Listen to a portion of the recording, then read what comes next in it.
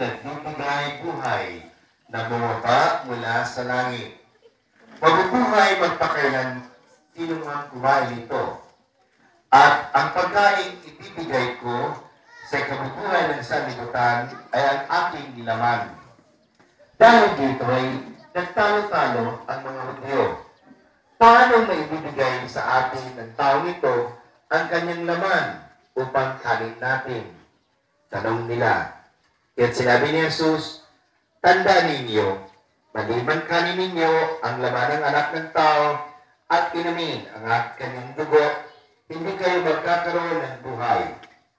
Ang kumakain ng aking laman at umiinom ng aking dugo ay may buhay na walang hanggan at muli ko silang bubuhayin sa huling araw.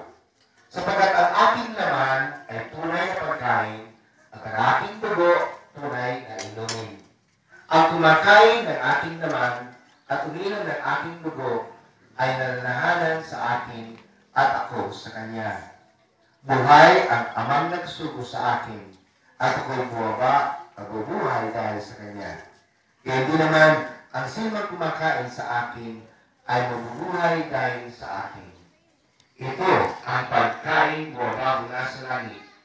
Ang kumakain ito ay mabubuhay magpakailanman. Hindi ito katulad ng kinain ng inyong mga magulang sa Iraq. Namatay sila pagkamat kumain niyo. So brothers and sisters, the gospel of the Lord. Praise to you,